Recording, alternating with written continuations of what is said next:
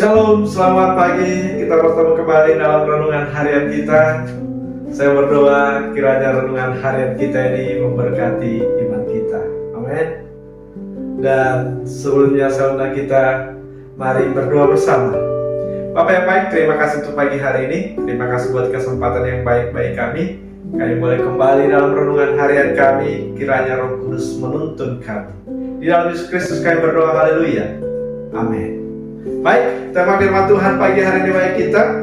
Tiang garam adalah peringatan keras untuk ketidaktaatan. Tiang garam adalah peringatan keras untuk ketidaktaatan. Saya baca dari kitab Kejadian pasal yang ke-19 ayat yang ke-26. Tetapi istri Lot yang berjalan mengikutinya menoleh ke belakang lalu menjadi tiang garam.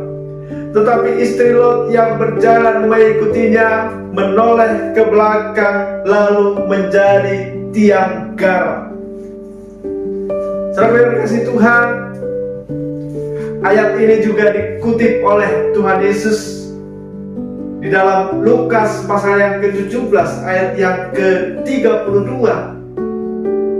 Dikatakan, ingatlah akan istri Lot. Apa yang terjadi dengan istri Lot ini juga menjadi peringatan keras untuk ketidaktaatan.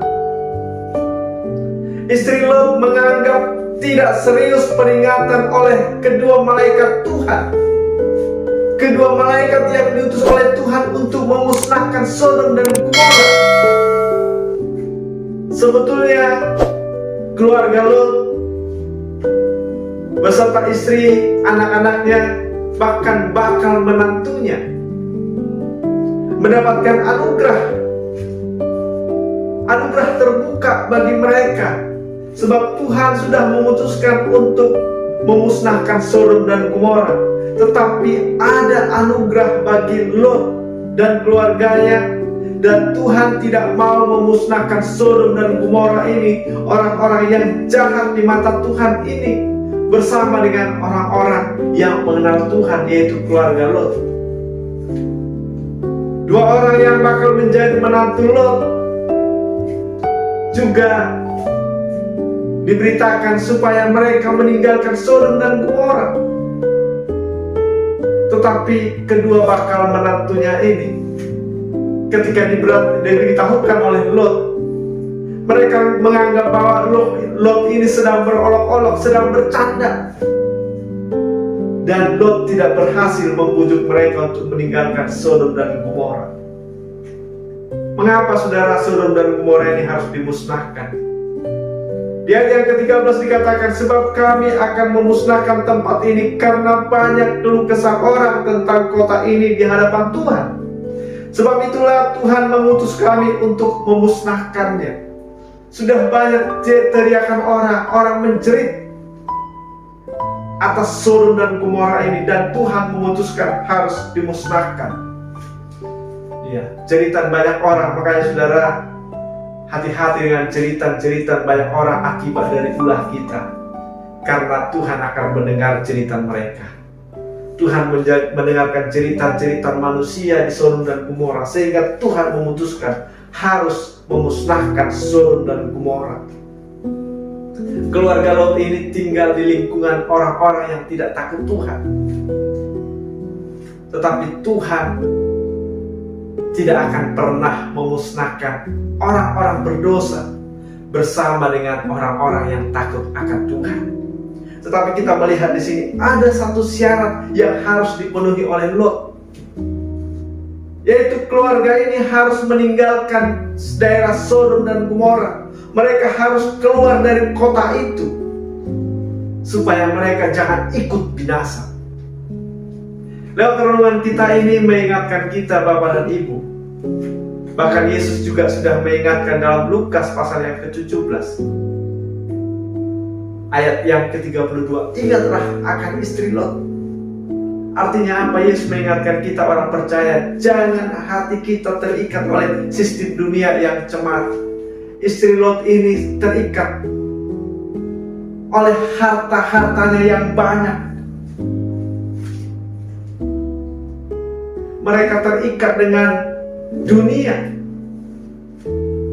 Sehingga dia kembali, padahal di ayat yang ke-16 dikatakan, ketika ia berlambat-lambat maka tangannya, tangan istri dan tangan kedua anaknya dipegang oleh kedua orang itu, sebab Tuhan hendak mengasihi dia. Lalu kedua orang itu menuntunnya keluar kota dan melepaskannya di sana. Jadi kedua malaikat ini sudah menggiring keluarga Lot ini sampai keluar kota, keluar dari Sodom dan Gomora ini. Dan malaikat ini hanya menyuruh pergilah ke hutan, ke gunung sana gitu ya. Tapi Lot meminta supaya dia boleh pergi ke kota yang lebih dekat, supaya dia boleh tinggal di sana. Dan itu pun diperbolehkan oleh malaikat itu. Tetapi istri Lot kembali ke hartanya yang banyak itu, kembali ke rumahnya yang telah ditinggalkan itu, karena hartanya memang sangat banyak. Padahal Tuhan sudah berfirman bahwa Sodom dan Gomora akan dimusnahkan karena kota ini sudah sangat besar dosanya. Tetapi istri Lot sudah terikat hatinya di situ. Maka itu saudara, Tuhan mengingatkan kita, ketika kita sudah terikat dengan dunia ini, ketika kita sudah terikat dengan harta benda, maka itu bisa mempengaruhi iman kita. Maka kita orang yang percaya, kita harus terikat kepada Tuhan. Kita harus terikat kepada Yesus Kristus. Amin. Yang kedua saudara, di dalam Lukas pasal yang ke-9 ayat yang ke-62 dikatakan, Yesus berkata, setiap orang yang siap untuk membajak tetapi menoleh ke belakang tidak layak untuk kerajaan Allah. Seorang yang sudah percaya Yesus harus siap melepaskan semua ikatan yang menghalangi komitmennya untuk mengikut Tuhan. Amin. Seorang yang percaya Yesus harus siap melepaskan semua ikatan dunia yang menghalangi komitmen kita untuk mengikut Tuhan.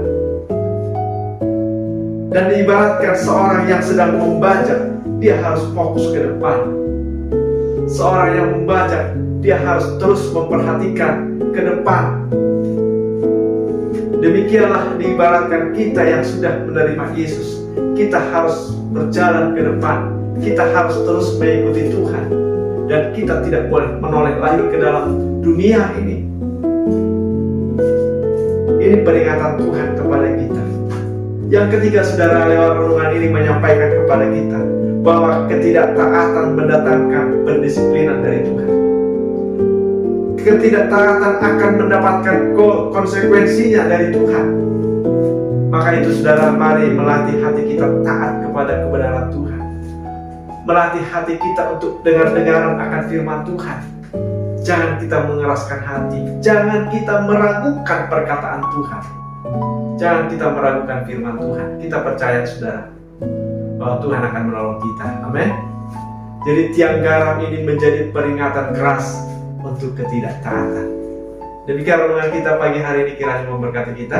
Kita berdoa. Terima kasih Tuhan untuk firman Tuhan yang boleh kami dengarkan. Biarlah kiranya firman-Mu menjadi rema dalam hidup kami. Biarlah Roh Kudus yang menolong kami. Di dalam Yesus Kristus kami berdoa, haleluya, amin. Selamat pagi, selamat beraktivitas. Tuhan Yesus memberkati kita. Shalom.